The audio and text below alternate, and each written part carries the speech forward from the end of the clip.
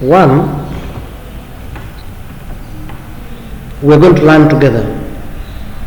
The fact that I'm meeting a new class, meeting you for the first time, there's a lot that you have that probably I'll also be able to learn from you. And I'm very sure that there's a lot that you're also going to learn from me. The second expectation, I think I've already elaborated on that. It talks about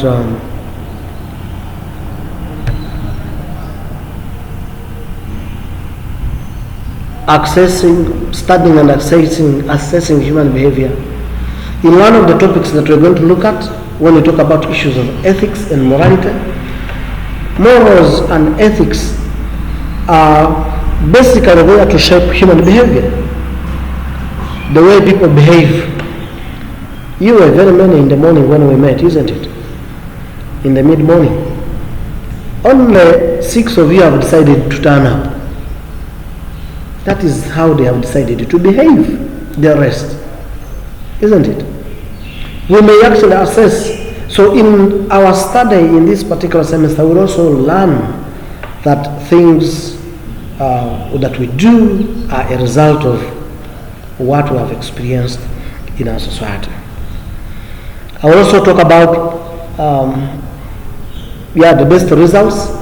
When you talk about the best results, ladies and gentlemen, I want to talk about a few things here. And among the things I want to talk about have to do with the mode of assessment. The mode of assessment. How are we going to be graded? How are we going to be assessed when it comes to our classes, or this particular course unit? So the way we are going to be assessed, the way we are going to be marked, will determine the best grades. Now, if you are to have attendance, for example, I'm going to look at. Let me look at the assessment briefly here.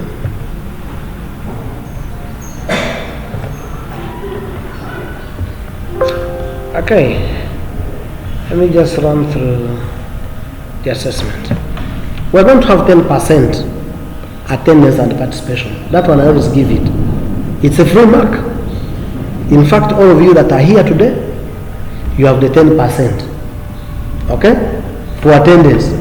So it is only when you keep on dropping, when you keep on absconding, you don't attend class, that you will be deducting a mark from your 10%. Secondly, we are going to have what I've called the weekly assignments. We may not, but we are going to have a take-home assignment, which will actually constitute 20%. Yes? We also have we'll have 10% of the ethical analysis paper, though this might actually be joined with the test, so we may actually do a test or two out of 20%, and then we'll do end of examination out of 50%. Now, what does that imply? That implies that if you follow through, don't see any reason as to why you don't get the best grades. I'll give the coursework, which will be out of 20. I'll give the tests, which will also be out of 20.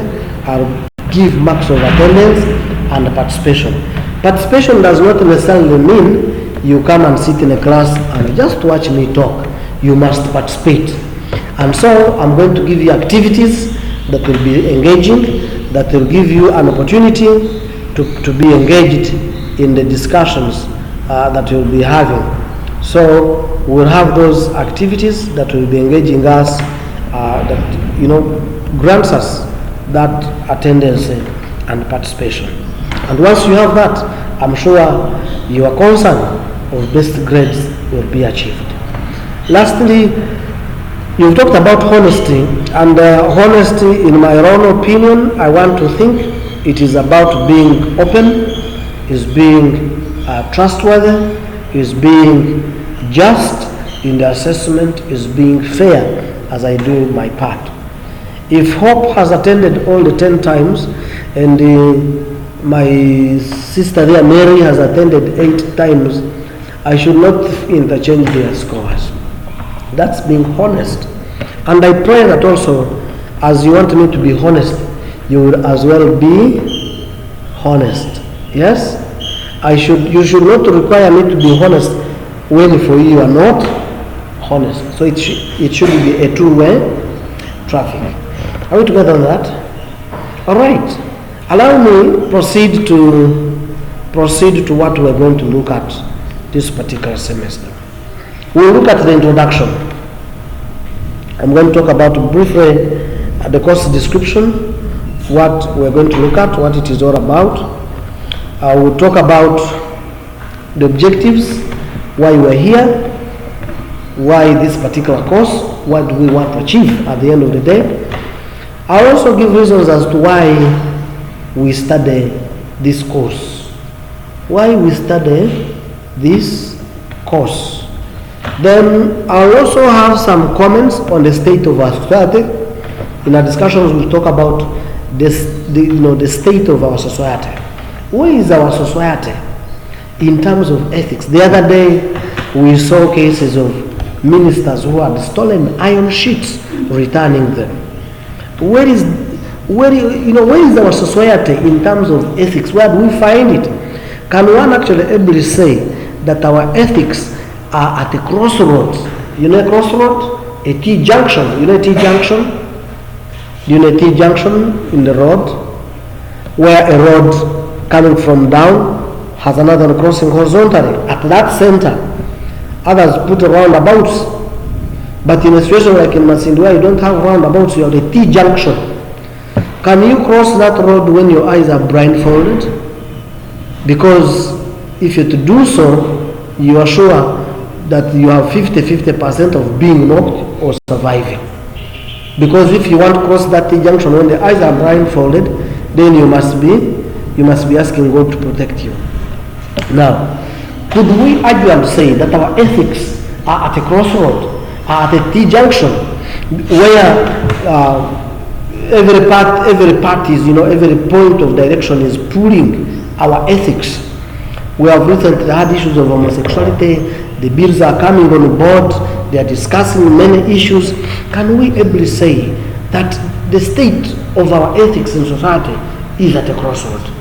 We'll talk about the meaning of ethics and then look at the main texts and conclusion. Let me take us through briefly the course description, ladies and gentlemen. The course in understanding ethics from a Christian perspective introduces us, me and you, to the basic concept of ethics with particular emphasis on Christian ethics. So whatever we are going to talk about, we are going to look at ethics but from a Christian perspective. I don't know what happens to the Muslims, I don't know what happens to the Buddhists, I don't know what happens to the Hindus. I know you've done that in your worldviews. You studied it last semester. There's a lot that you discussed in worldviews. How many worldviews do we have? Hello? How many worldviews do we have? 7. Okay, that's what we're told. We have as many worldviews as the people on earth. Hello? Every person here has his own worldview. So we cannot count them. There are as many as the people. What does that imply? It implies that because we have so many worldviews, for our case as UCU, we want to focus on the Christian perspective. Why?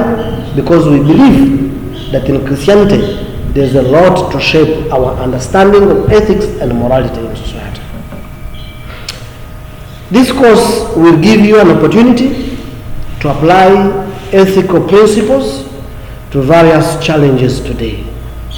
There are many ethical issues that we meet in our day-to-day execution of our duties. As we are doing our work, Katwesige works, Hope said is working. As you get to the workplace, there are many challenges that you meet. I don't know whether Hope has not Hope. Katwesige, what's the other name? Goreti. I don't know whether Goreti has a family. It becomes hard. Do you have a family, like children? Okay, it becomes a challenge to balance work, if she's working, family and academics. Those three issues. You may find actually one has a problem, gets squeezed out. She's here Monday to Friday, she's going to be here for Tuesday and Monday up to late. The children, I believe she has a young family to take care of. What if she has a maid at home? The children will grow up actually learning more from the maid than learning a lot from the mother. Why? Because the mother is a working class, is a student. For the last 2 years, if you gave birth when you were coming here, this child, his or her life has been in the hands of the maid. What does that imply? It implies that actually all the ethos inculcated in her or him are not from me, but rather from the maid. So we hope that we will apply some of the ethical principles to various challenges that we face today. And once we are done with that, I'm sure that will also help us to get introduced to some of the ethical systems, the type of thinking that underlie the values and morals in our society. There are a number of values and morals within our society, but we do not know how they came into being. So we also understand some of the ethical systems. We are going to look at why is it that this community children behave like this. If Katwesige here was serving me food, I think I'm older than her. I'm your elder brother. In my culture, she would kneel when serving me. Why is it that some groups of people, sections, some people will behave the way they behave? A woman knows when he's serving an elder. Children know when they are greeting. But there are places where you reach and they are only, the children greet while you're standing. And it is okay with such a community, isn't it?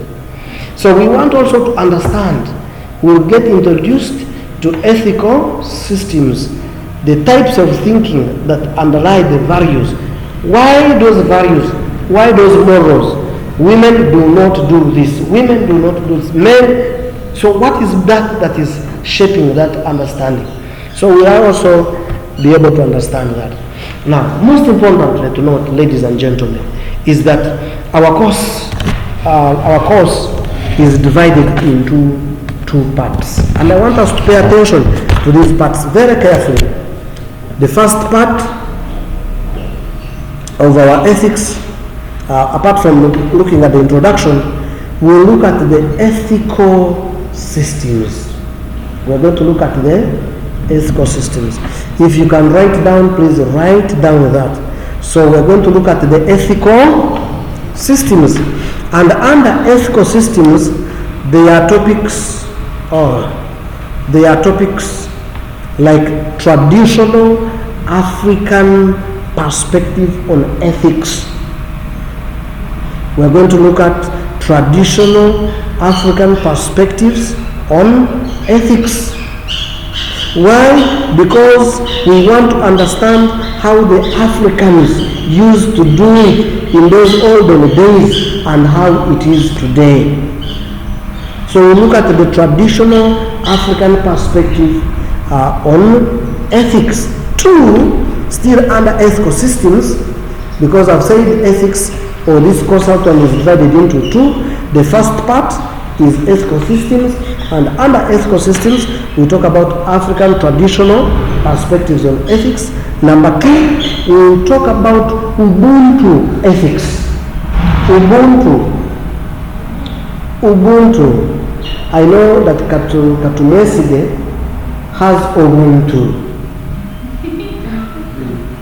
my sister from Kakumere, she must be having Ubuntu. I don't know how you call Ubuntu here. I don't know how my brother calls Ubuntu. Ubuntu is that human kindness that when I'm in problems, you feel sorry on my behalf. Do you know why people cry when they go for burials? I think I've shed tears before. When one of my former students, who was my very good friend, passed on as a result of an abortion. And the mother is the one who forced her to abort. And then this girl died in the hospital. They brought this girl called Sarah to the church when we were praying for the body. And they opened the casket. I looked at her, I couldn't believe that the girl had spoke to like 1 week ago was no more. I had struggled to ensure that Sarah gets into this, she had issues of fees and many issues. We had supported her to the point that when she was now yet to graduate, the mother said, you cannot conceive and stay with this. You better move because there are things I'm thinking for you. The girl had to, ended up dying. I shed tears. People shed tears because you're feeling sorry. There is that Ubuntu in you, that human kindness. You feel like it is happening when your friend has gone, you never see the person anymore. When your friend has problems in class, you're going to sit for the exams and you see deadline, you haven't registered, you feel sorry. There are people, when we are troubled, that they never get to feel sorry, but rather they feel okay because that person has been misbehaving. Yes? Recently we have seen what has been in the social media. Yes? This guy, after the Minister of Labour was shot, is that Okero who? No, leave alone Isma, before Isma. When this bodyguard shot the minister, Isma came out immediately to release a condemning message. Others call it piercing message to the family, to the public, saying there's very many words he mentioned. And actually after that, someone was sending me a message, not a message, a screenshot, where this man, after posting his video, someone said, you will also die on 6th May. Actually, he didn't even make it. Did he die on 5th? Or he died on 7th? 6th. He was gone.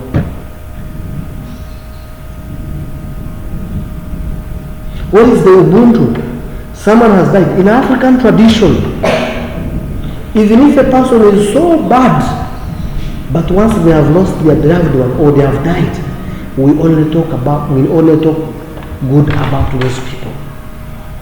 One of the reasons why the Baganda up to now say Obote, the former president of Uganda, they conceived that he had told them that the good Muganda was a dead one. But they did not understand the context in which he said the statement. Because at the burial of one prominent Muganda who had died, who was believed to have tortured the Baganda, when he died and the body was at the burial, had only good things about this man who had died. And then when he stood to speak, he said, I'm surprised that a good Muganda is a dead one. The Baganda perceived it differently. But he meant that the praises that the dead body, the dead man had received were unbelievable because of the things he had done that were very bad. And so he expected that the people in Uganda would actually condemn the person, but rather they did not condemn him, but rather they did what? They praised him. Why? Because of the Ubuntu. When we lose our beloved ones, we forget all the bad things. We want to talk about only the good things. So that Ubuntu has been with us for a long period of time. We will also go ahead and look at the Old and the New Testament foundations still under the ethical system. Why? Because the Bible in general has or can be considered to be the foundation of ethics. Right away from the creation story to the fall of man when they disobey, to the New Testament, the commandments Jesus gave us. When you combine the two testaments, you will find out very interesting foundations of ethics. We will talk about the classical Western ethics. This is one of the most tricky part that I will ask members to pay attention, because we're going to deal with the philosophers and how they perceive ethics and how they think ethics can be inculcated in the people. And then we'll talk about modernity or modern ethics. And when I talk about modern ethics, most of you are young. When I was growing up, I saw my mother do work on her hair using hot comb. You know hot comb? They would get metallic containers, put holes at the bottom, tie banana fibers around to make a handle. They would put in charcoal, and then they would begin doing. That was so common towards Christmas and the Easter festivals, because they wanted to do hair straight in their heads. And those days seem to have gone. Why? Because of modernity. When I talk of modernity, my mother there, my sister Hope, you will actually say, if I found you doing that, I will say you're too backward. Why? Because modern things have come up. Things have changed. You go to the saloon, you sit into that heater, how do you call it? That thing that boils your head. They boil your head, you come out when you're not hot. They boil it. So nowadays you no longer even go for boiling, you go for the type of hair my sister is doing. There's a lot of modernity. When we talk about modernity as modes of communication, we have changed. Some of these things have come up. These gadgets are here with us. And so you just flip, you just need to slide, and then you make a call. I no longer need actually to call you physically to move. When there is a problem, I can use this tool. Why? Because there is modernity. We'll talk about modernity in terms of the way we eat, in terms of the way we sleep, the way we dress, the way we talk, the way we do most of things, and see whether that puts ethics at the front line or keeps ethics at the backward. We'll talk about also the postmodern ethics and many others. Then the second part of our ethics, which is the applied ethics now.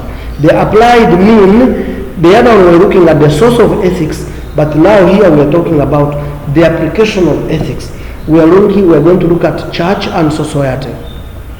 Church and applied ethics. That's the second part. Part 2 is applied ethics. Ladies and gentlemen, we'll talk about church and society. We'll talk about professional ethics. So we're going to look at the business person. You're doing DBA, diploma in business administration. What are some of the things that govern you? The ethics you're supposed to do at your workplace. If you're given a job as an assistant bursar in a school or a bursar in a school, what are some of the ethics that you must uphold? Then we'll talk about issues of making ethical progress. Making ethical progress. How do I turn away from what I've not been doing right to doing the right thing? Making ethical progress. How do I improve? Then the other one, we'll talk about sexuality and marriage. Sexuality and marriage as part of the applied ethics. We'll talk about war and capital punishment. War and capital punishment. And then lastly, we'll talk about wealth and poverty. Wealth, from money being wealthy, being rich. Wealth and poverty. And once we're done with that, and of course, we know that when it gets to issues of money, how people behave. The rich people. the rich people of your kind here behave differently from those people in rural areas. You want to eat different stuff, you want to do, because you have the money. How about the poor? How are they considered? So we'll talk about all these issues during our class.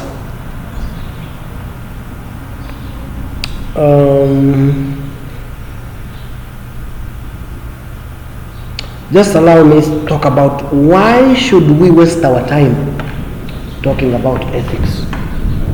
Why should we waste our time? One, we would appreciate the concept of thinking and practicing a good living. And I want to believe everyone here wants to have a good living, isn't it? We are studying because we want to get that diploma. Maybe when you finish in October, I will recruit you for January. You come back for second year, isn't it?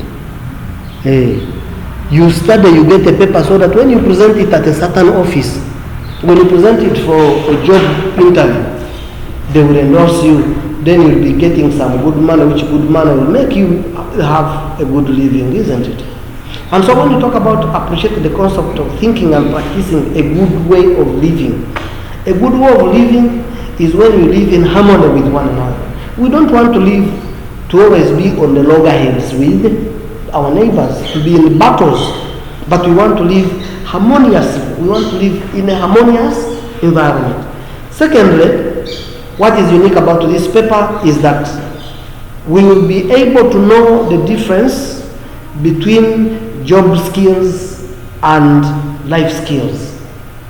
We'll be able to know the difference between job skills and life skills. As I speak now, most of the courses in other institutions elsewhere will give you the job skills. They'll give you the job skills. You go to Chambogo, you go to Makerere, you go to all those universities. They'll give you the job skills. But we are saying that as Uganda Christian University, we want to give our students both the job skills but also the life skills. And we'll talk about some of these life skills as we continue. And therefore it's important that our awareness of understanding ethics is very fundamental. Our awareness of these fundamental, issues is very important, especially for your profession as a business student. And therefore, our ability and commitment, me and you, to act ethically is an essential part of the quality of the services we shall offer to our communities and those who seek our professional services. So the more we understand this, then we will do whatever we shall do in a professional and ethical manner. But the moment you don't have that, you don't see the essence. Lastly, education without godly ethics produces clever devils who cost the society more. Education without godly ethics produces clever devils who cost the society more. We are simply saying that going through an institution, going through a course, and then you don't have the godly ethics, it is actually better for you not to have known it, to have actually gotten into this, and then you get into that, or you get into the program, and then you become dangerous. And so for us, we want to produce people who have godly ethics, so that we avoid producing clever devils that will cost the society. Ladies and gentlemen, I want to stop here for our session, and then when we meet